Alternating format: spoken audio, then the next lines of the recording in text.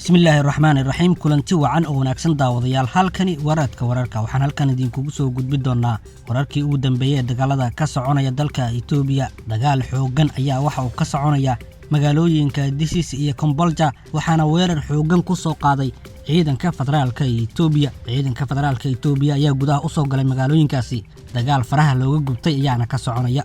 wararkii ugu dambeeyay ee dagaalkaas ayaan idin soo gudbin doonaa. Taliyaha ciidamada cirka dawladda federaalka Itoobiya ayaa sheegay in loo baahan yahay in la dardar geliyo dagaalka ka dhanka ah TPLF. Jamhadda Xoreynta Oromiya ayaa kooxda TPLF waxay ugu baaqday in aysan gudaha u soo gelin deegaanada maamulka Oromada. Sidoo kale jamhadda ayaa fariin culus u dirtay ra'iisul wasaaraha dalka Itoobiya Abiy Ahmed. Dagaal xoogan oo u dhaxeeya ciidamada militariga Itoobiya iyo jamhadaha isbahaysanaya ee Tigreega iyo Oromada ayaa waxa ay ka soconayaan deegaanada Amxaarada, Canfarta iyo Oromada. Qasaare xoogan ayaa ka dhashay dagaaladaasi. Waxaan idin soo gudbin doonaa wararkii ugu dambeeyay ee dagaalada ka soconaya deegaanada Amxaarada, Canfarta iyo Oromada. Wasaaradda Difaaca Itoobiya ayaa u yeertay dhammaan dadkii horay uga tirsanaa ciidanka militariga dawladda Itoobiya. Banaanbaxyo xoogan oo lagu taageerayo ciidamada dawladda federaalka Itoobiya ayaa maanta ka dhacay deegaanada Oromada. Qodobadaas oo faahfaahsan ayaad goordhow daawadayaal daawan doontaan, balse daawade waxaynu kaa codsanaynaa inaad channelkeena raadka wararka subscribe saartid, muuqaalkana la saartid oo sii share gareysid, gambaleelka furo si ay muuqaaladeena si degdeg ah kuugu soo gaaraan. Dagaal xoogan oo faraha looga gubta ayaa waxa ay ka soconayaan magaalooyinka Disis iyo Kombolja. ciidanka dawladda federaalka Itoobiya ayaa weerar xoogan waxay ku soo qaadeen magaalooyinka Disis iyo Kombolja.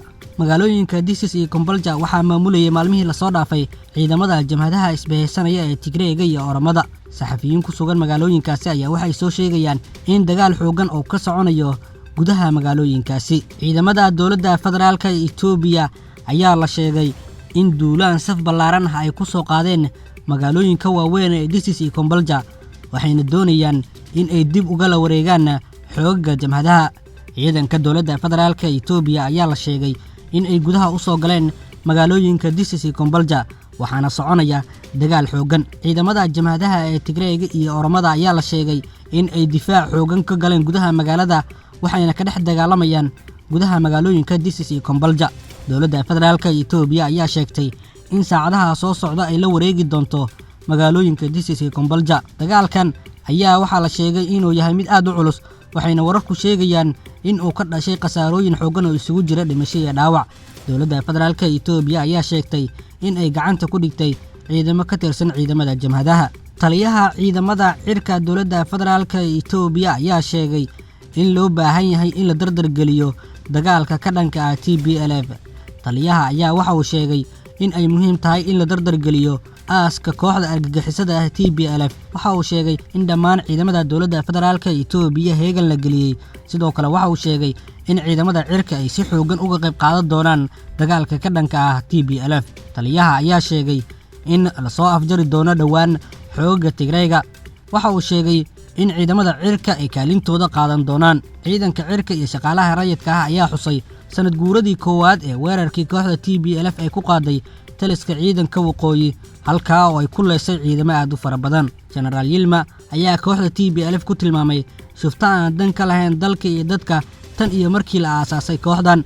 waxa uu sheegay in kooxdan ay ka shaqeyso dhibaateynta shacabka Itoobiya. generaalka ayaa sheegay in ciidamada federaalka Itoobiya ay maalmaha soo socda soo afjari doonaan kooxdan. jamhadda Xoreynta Oromiya ee loo yaqaano OLF ayaa kooxda TPLF uga digtay inaysan gudaha u soo gelin deegaanada maamulka Oromada. afhayeen u hadlay jamhadda Xoreynta Oromiya ayaa ka digay in kooxda TPLF ay soo gasho dhulka Oromiya. waxa uu sheegay in ay ka shaqeynayaan danaha madax banaanida maamulka Oromada. afhayeenka ayaa jamhadda TPLF waxa uu ugu baaqay in ay ka baaqsadaan in ay gudaha u soo galaan deegaanada Oromada. afhayeenka oo sii hadlayay ayaa xisbiga BBA oo hogaamiyay ra'iisul wasaare Abiy Ahmed waxa uu ku eedeeyay in ay abaabul dagaal ka wadaan deegaanada Oromada. waxa uu sheegay in shacabka Oromada ay ugu baaqeen in ay hubka qaataan. afhayeenka jamhadda Oromada ayaa ugu digay in ay shacabka Oromada ka qayb galaan dagaalada ka soconaya dalka Itoobiya.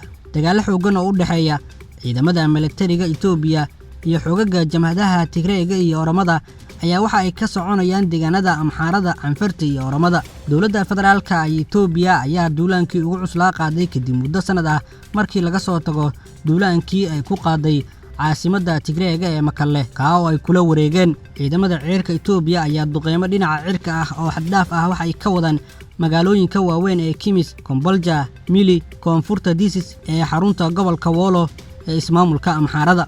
wasaaradda difaaca Itoobiya ayaa cid kasta oo horay militariga ugu tirsanaan jirtay waxa ay ugu yeertay in ay dib u soo laabtaan. wasaaradda ayaa waxa ay soo jeedisay inay halkay joogaan ka soo dhaqaaqaan oo ay khibradooda iyo muruqooda uga faa'iideeyaan dalka si loo jabiyo cadawga dalka ku soo duulay ayaa lagu yiri war-saxaafadeed ka soo baxay wasaaradda difaaca Itoobiya. wasaaradda difaaca Itoobiya ayaa waxa ay wadaa abaabul xoogan oo ka dhan ah jamhadaha duulaanka ku ah dowladda Itoobiya. shacabka Oromada ayaa maanta dhigay banaanbaxyo waaweyn magaalada Jimma ee deegaanka Oromada ayaa waxaa maanta ka dhacay banaanbax aad u weyn oo looga soo horjeeday xoogagga TPLF. sidoo kale banaanbaxayaasha ayaa ku dhawaaqayay erayo ka dhan ah jamhadda Oromada.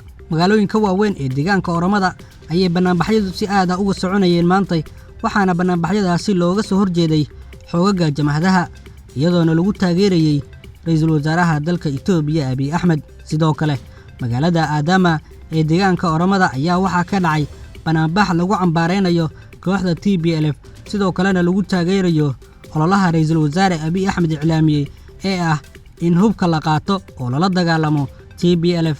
banaanbaxyada ayaa ku dhawaaqayay erayo ka dhan ah kooxda TPLF, waxa ayna sheegeen in ay ka qayb qaadanayaan dagaalka ka dhanka ah kooxda TPLF. ra'iisul wasaaraha dalka Itoobiya Abiy Ahmed ayaa dhawaan waxa uu shacabka Itoobiya ugu baaqay in ay hubka qaataan isla markaana ay iska difaacaan xoogagga jamhadaha. waxaana shacabka ugu baaqay in dhammaantood ay hubka qaataan isla markaana ay taageeraan ciidamada dowladda federaalka ee Itoobiya. dowladda Itoobiya ayaa waxa ay wajahaysaa dagaallo culus kuwa oo kaga imaanaya jamhada isbahaystay, waxaana maalmihii ugu dambeeyay ra'iisul wasaaraha dalka Itoobiya oo shacabka ugu baaqayay in ay hubka qaataan isla markaana ay difaacaan dowladda. jamhadaha isbahaystay ee Tigreega iyo Oromada ayaa waxa ay sheegeen in ay doonayaan in ay talada kala wareegaan ra'iisul wasaaraha dalka Itoobiya Abiy Ahmed isla markaana ay dhisaan maamul ku meel gaar ah oo la isku raacsan yahay. balse ra'iisul wasaaraha dalka Itoobiya Abiy Ahmed ayaa wax uu ku eedeeyay in ay doonayaan in ay dalka burburiyaan, waxa uuna sheegay in ay ka difaaci doonaan dalka. shacabka Oromada ayaa waxay si xoogan uga qayb qaadanayaan dagaalada ka soconaya gobolkooda, waxaana maalmihii la soo dhaafay la arkayay dhalinyaro badan kuwa oo ku sii qulqulaya furmaha ay ka soconayaan dagaalada. guud ahaan warka aad ka daawanayseen raadka wararka daawadayaal waa inaga inta.